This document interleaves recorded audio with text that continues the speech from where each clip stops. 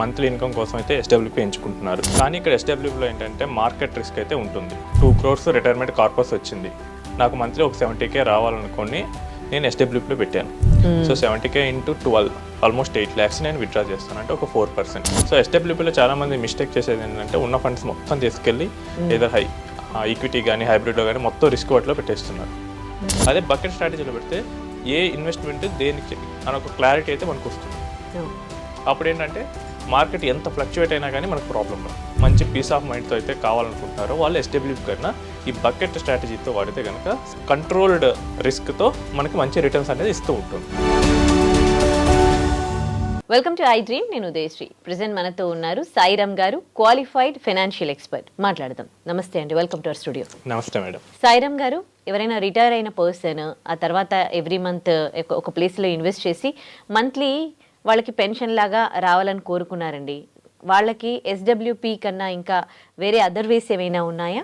ఎలాంటి మార్గాలు ఉన్నాయి? చాలా మంది రిటైర్మెంట్ అయిన తర్వాత మంత్లీ ఇన్కమ్ కోసం అయితే ఎస్డబ్ల్యూపీ ఎంచుకుంటున్నారు. సో గడిచిన 3-4 yearsలో ఇలా ఫినాన్షియల్ వీడియోస్ చూసి అవేర్నెస్ తెచ్చుకొని చాలా మంది ఎస్డబ్ల్యూపీ పెట్టారు. కానీ ఇక్కడ ఎస్డబ్ల్యూపీలో ఏంటంటే మార్కెట్ రిస్క్ అయితే ఉంటుంది.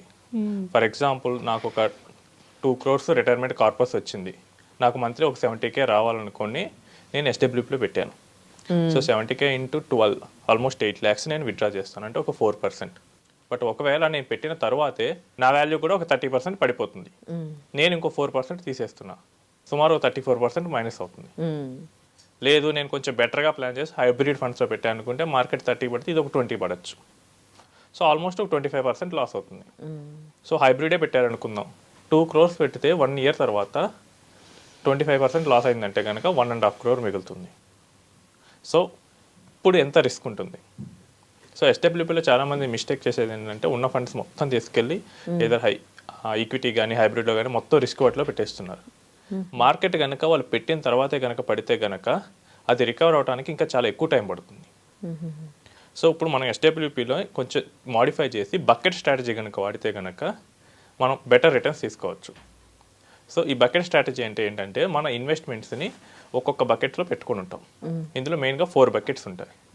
బకెట్ 1 ఏం చేస్తుందంటే నాకు నెక్స్ట్ 3 years కావాల్సిన మనీని అందులో పెడతాం. బకెట్ 2లో ఏంటంటే 4th year నుంచి 6th year వరకు. బకెట్ 3 ఏంటంటే 6th నుంచి 10th year వరకు. ఇక బకెట్ 4 ఏంటంటే నాకు 10 years తర్వాత అవసరమైన మనీని దాంట్లో పెట్టుకుంటాను. సో ఇప్పుడు నేను ఏంటంటే నాకు నెక్స్ట్ 3 years మనీ కావాలి కాబట్టి బకెట్ 1 ఏంటంటే ఇమీడియట్ అవసరాల కోసం నేను ఇక్కడ పెడతాను. సో ఇమీడియట్ అవసరాలు నాకు రిస్క్ ఉండకూడదు. నాకు నెలకి 70,000 రూపాయలు నాకు రావాలి. సో ఇందాక చెప్పిన కేసులో నేను ఒక 25 lakhs కనుక పెట్టేస్తే నాకు 3 yearsలో నేను ఎవ్రీ మంత్ 70,000 విత్డ్రా చేసుకోవచ్చు. సో అది ఏంటంటే సేఫ్గా ఉండాలి కాబట్టి ఎఫ్డీలు కానీ లేదు ఆ లిక్విడ్ మ్యూచువల్ ఫండ్స్ కానీ అల్ట్రా షార్ట్ మ్యూచువల్ ఫండ్స్ కానీ మనం పెట్టుకోవచ్చు. ఇక్కడ ఏంటంటే మనకి ఎఫ్డీ రిటర్న్ వస్తుంది, లాస్ అనేది అస్సలు ఉండదు. నెక్స్ట్ బకెట్ 2, ఇది కొంచెం మనం రిస్క్ తీసుకోవచ్చు. అలా అని చెప్పి అగ్రెసివ్ రిస్క్ కూడా స్లైట్ రిస్క్. ఇక్కడ ఏంటంటే మనకి కొంచెం బెటర్ గ్రోత్ కావాలి. ఇందాక మనకి 6% వస్తే ఇక్కడ ఒక 8% టార్గెట్ చేసేటట్లు పెట్టుకోవచ్చు. ఇదేంటంటే మనకి 4th year నుంచి 6th year కావాలి. సో ఇందులో ఏంటంటే మనకి సీనియర్ సిటిజన్ సేవింగ్స్ స్కీమ్ ఉంటాయి. ఇది గవర్నమెంట్ జనరల్గా 8% ఇస్తుంది. ఎల్ఐసిలో వయోవంధన్ యోజన అది 7 above ఇస్తుంది. కన్జర్వేటివ్ మ్యూచువల్ ఫండ్స్ ఇవి కూడా ఆల్మోస్ట్ 8% వరకు ఇస్తాయి. సో ఇలాంటి వాటిలో పెట్టుకున్నప్పుడు ఏమైందంటే మనకి ఎట్లాగో 3 years టైం ఉంటుంది ఆ బకెట్ మనం తీసుకోవాలనుకుంటే. ఎందుకంటే మనం ఫస్ట్ ఇమీడియట్గా తీసుకోవాలన్నా ఫస్ట్ మనకున్న ఎఫ్డీలోంచి కానీ లిక్విడ్ ఫండ్స్లోంచి కానీ మనం విత్డ్రా చేసుకుంటాం. సో అప్పుడు మనకి ఆ మనీ అనేది 4th year నుంచి అవసరం అవుతుంది కాబట్టి కొంచెం రిస్క్ తీసుకోవచ్చు. నెక్స్ట్ బకెట్ 3 అనేది ఏంటంటే కొంచెం లాంగ్ టర్మ్ అవసరాల కోసం 6 years తర్వాత నాకు ఆ మనీ కావాలి. సో అప్పుడు ఏంటంటే కొంచెం రిస్క్ తీసుకుంటాను, మీడియం రిస్క్. నేను బ్యాలెన్స్డ్ ఫండ్ కానీ మల్టీ అసెట్ ఫండ్స్ కానీ అలాంటి వాటిలో పెట్టుకొని నేను ఒక 10% 12% రిటర్న్ కోసం ట్రై చేస్తాను. సో ఇందాక చెప్పిన కేసుకి ఏంటంటే నాకు ఒక 18 lakhs పెడితే కనుక ఆల్మోస్ట్ ఒక 40 lakhs వరకు వస్తాయి 6th year ఎండ్కి. నేను ఇంకా every month instead of 70 lakhs నాకు ఖర్చులు కూడా పెరుగుతుంటాయి కాబట్టి నేను 85,000 or 90,000 కూడా తీసుకోవచ్చు. ఎవ్రీ మంత్ నేను ఎస్డబ్ల్యూపీ ఆ బకెట్ నుంచి తీసేసుకుంటూ ఉంటాను. ఇంకా నాకు 4th bucket ఏంటంటే ప్యూర్ గ్రోత్ పర్పసే నేను పెడతాను. ఇంకా ఒక 1.5 crore నేను అక్కడ పెట్టాను, లేదు 1.2 crores పెట్టాను. ఇప్పుడు నాకు మార్కెట్ దాన్ని 50% అయినా పడగొట్టండి, నాకు ఆ మనీ 10 years తర్వాత కదా. నాకు పెద్ద ప్రాబ్లం ఉండదు. ఎందుకంటే నాకు 6 years వరకు నాకు మొత్తం సేఫ్టీ మొత్తం ఉంది. నాకు మార్కెట్ ఎంత వరి అయినా కానీ నాకైతే ప్రాబ్లం ఉండదు. అదే ఎస్డబ్ల్యూపీలో అయితే కనుక 50% మన వాల్యూ పోతే కనుక మనం ఇంకో 5% కనుక తీసేస్తే 55% అయిపోతుంది. మన ఫండ్ 45% ఉంటుంది. నేను 2 crores పెడితే ఆల్మోస్ట్ 90 lakhs నాకు మిగులుతుంది. అప్పుడు మనం వర్రీ అవుతాం.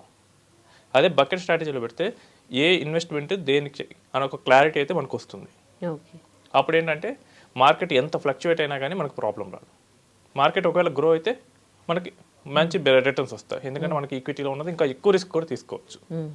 నార్మల్గా ఎస్డబ్ల్యూపీ డిజైన్ చేసేటప్పుడు ఏంటంటే అన్ని ఫండ్స్ కలిపి ఉంటాయి కాబట్టి అగ్రెసివ్ రిస్క్ తీసుకోలేరు.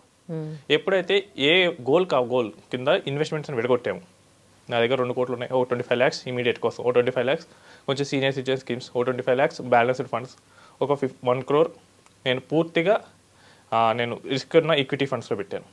నాకు క్లారిటీ ఉంటుంది. నాకు ఒకవేళ మార్కెట్ నెగిటివ్ అయినా నాకు వచ్చిన నెక్స్ట్ 6 years వరకు నాకు ఏం ప్రాబ్లం లేదన్న క్లారిటీ అయితే ఉంటుంది. ఇప్పుడు ఏంటంటే నాకు పీస్ ఆఫ్ మైండ్ అనేది వస్తుంది. సో ఎవరైతే స్టేబుల్గా మంచి పీస్ ఆఫ్ మైండ్తో అయితే కావాలనుకుంటున్నారో వాళ్ళు ఎస్డబ్ల్యూపీ కన్నా ఈ బకెట్ స్ట్రాటజీతో వాడితే కనుక సేమ్ ఎస్డబ్ల్యూపీ విత్ కంట్రోల్డ్ రిస్క్తో మనకి మంచి రిటర్న్స్ అనేది ఇస్తూ ఉంటుంది. సో ఎవరైనా రిటైర్డ్ ఇన్వెస్టర్స్ ఈ స్ట్రాటజీని వాడి మంచి రిటర్న్స్ అయితే పొందవచ్చు. థ్యాంక్ యూ సో మచ్ అండి.